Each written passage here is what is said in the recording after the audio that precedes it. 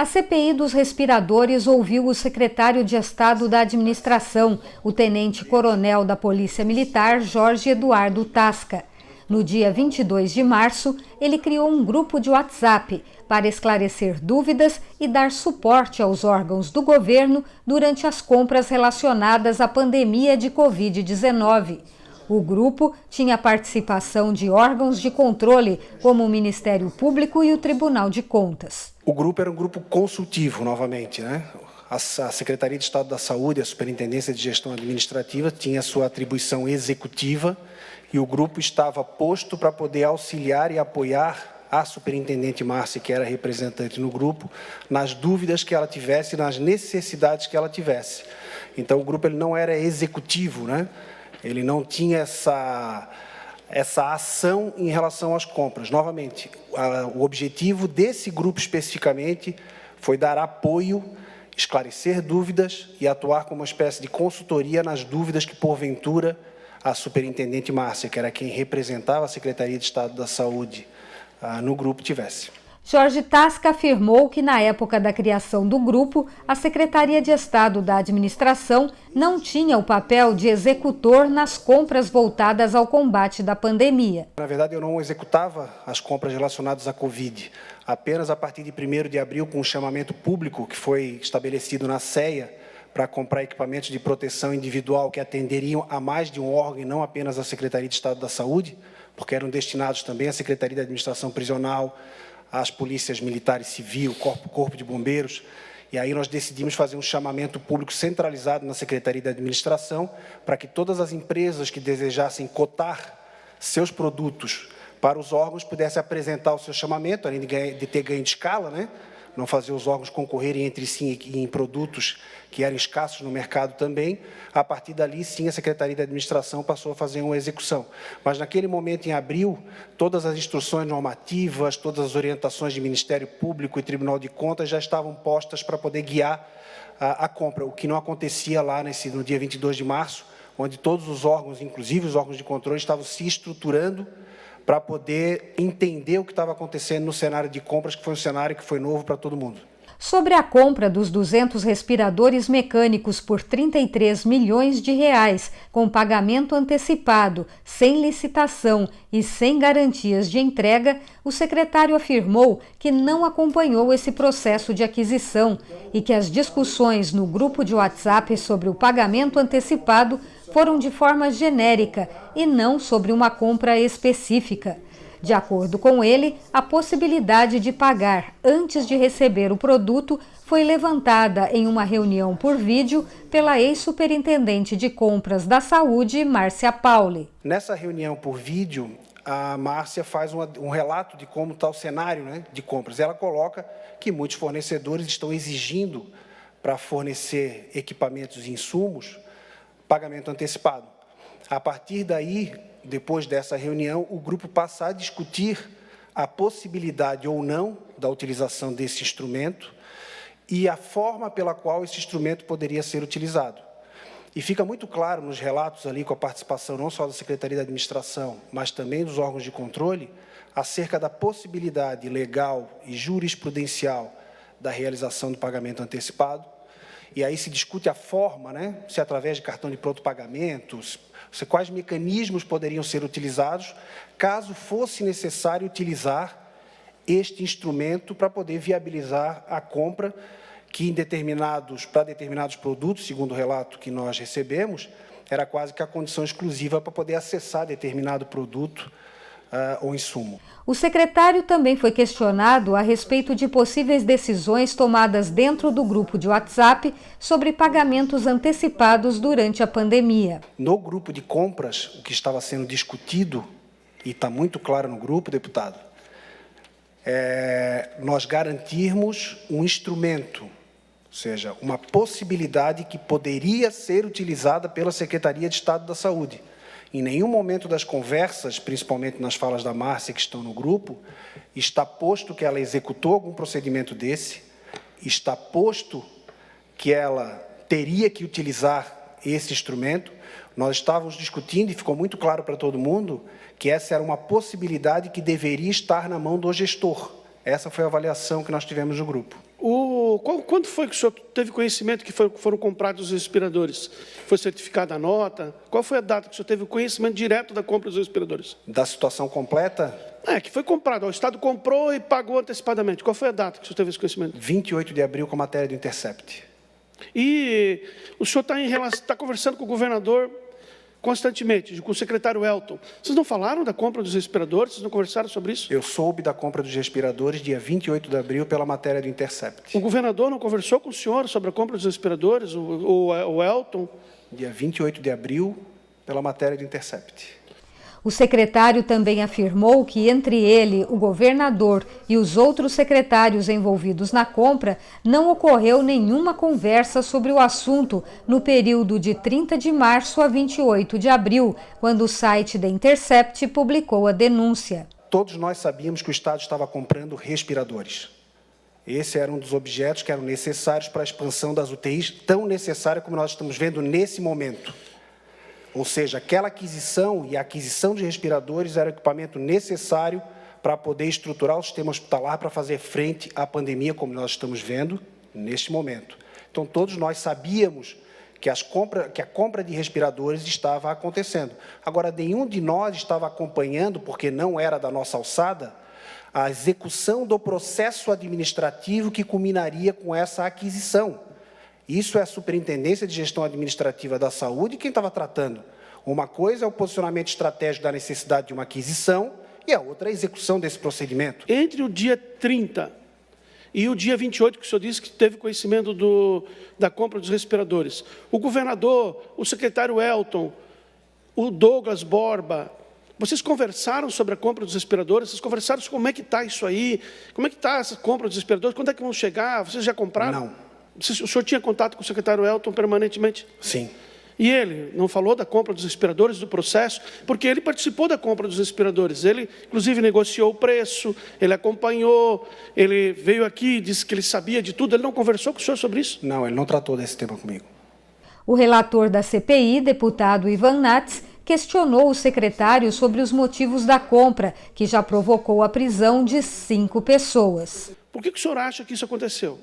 Agora, nós temos procedimentos administrativos instaurados na Secretaria de Estado da Saúde, nós temos procedimentos administrativos instaurados na Controladoria Geral do Estado, nós temos a investigação do Ministério Público junto com a Polícia Civil e temos a CPI, para poder identificar claramente o que aconteceu. Se o senhor tem uma ideia.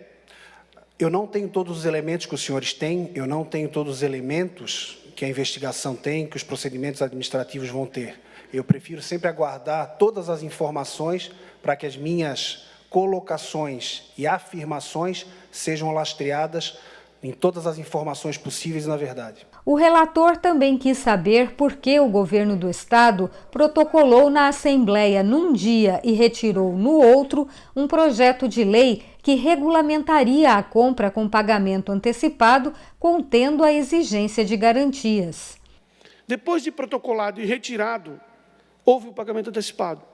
Por que esse projeto foi protocolado e retirado? Desconheço.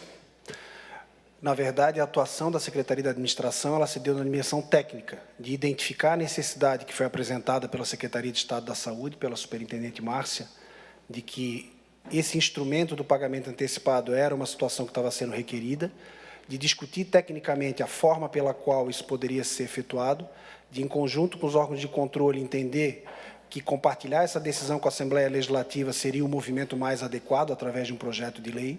Tecnicamente, foi essa a decisão que nós tomamos e o encaminhamento que foi feito por parte da Secretaria de Estado da Administração. Posteriormente, como em qualquer governo, os atos legislativos e os projetos de lei são encaminhados pela Casa Civil. E a decisão final do envio ou não é articulada com ela pelo governador, e o governador assinou o projeto de lei para envio para cá.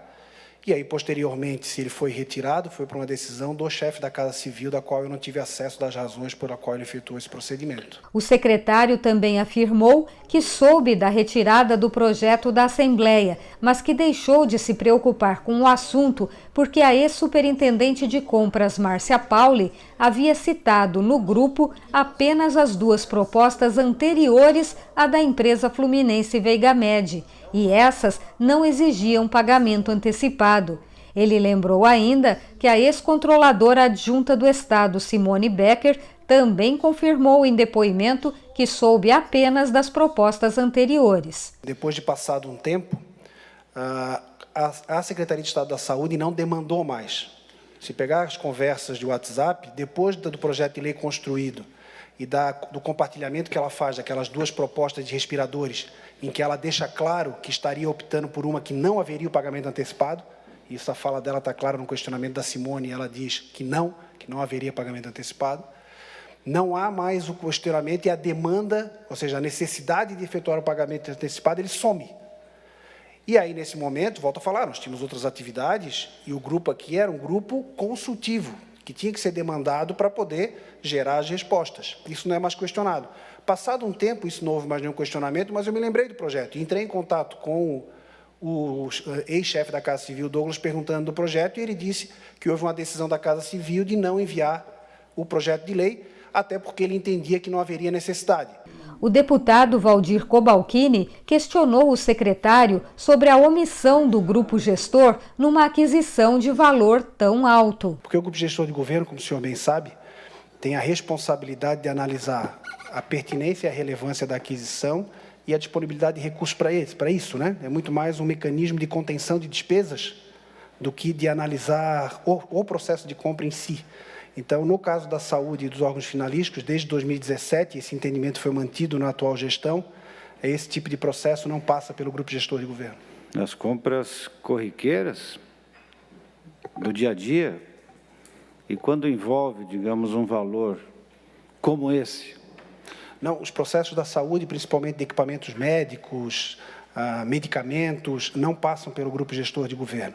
Passam a aquisições que não têm característica da saúde, como, por exemplo, construção de hospitais, obras, reformas, essas sim passam pelo grupo gestor.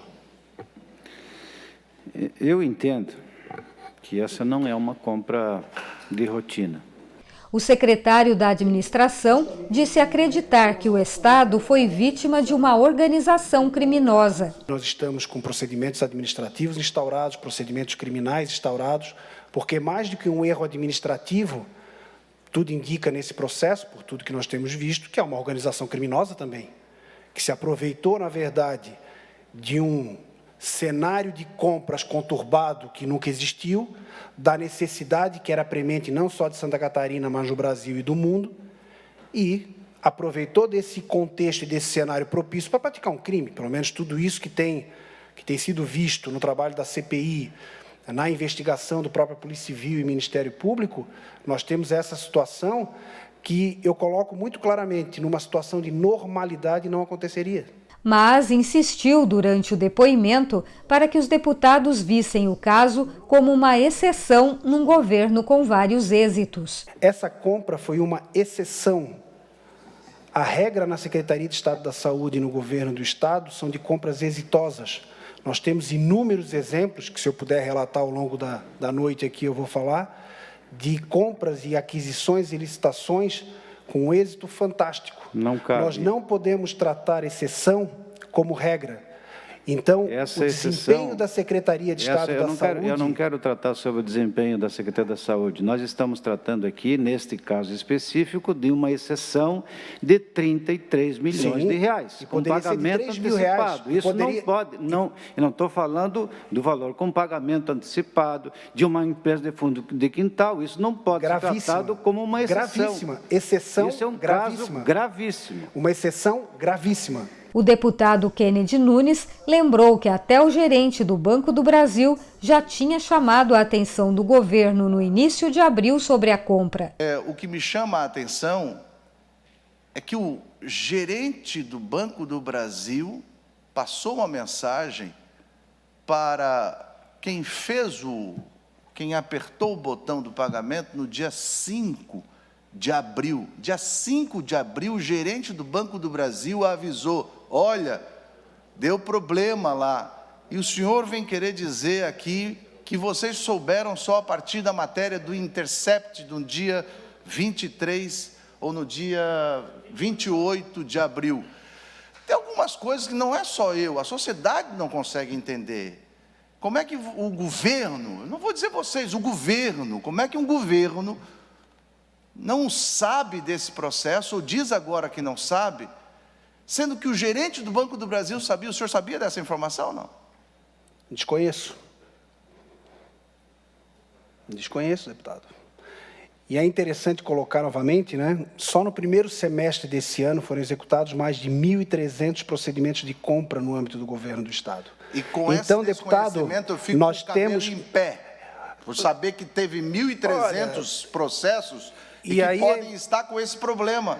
O secretário foi questionado sobre uma possível omissão da ex-superintendente de compras Márcia Pauli quanto ao pagamento antecipado dos respiradores. O senhor disse que soube da compra dos respiradores só através da matéria do Intercept, no dia 28. O senhor quer dizer que a senhora Márcia Pauli, até o dia 28, quando Vossa Excelência soube do assunto, ela omitiu o processo para o grupo consultivo?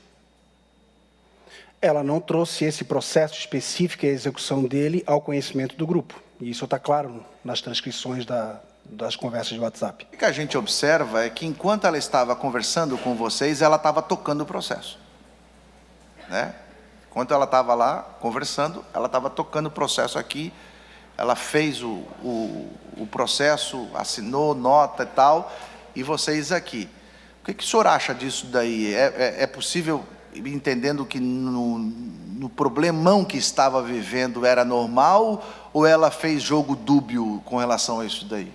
Eu não teria como afirmar.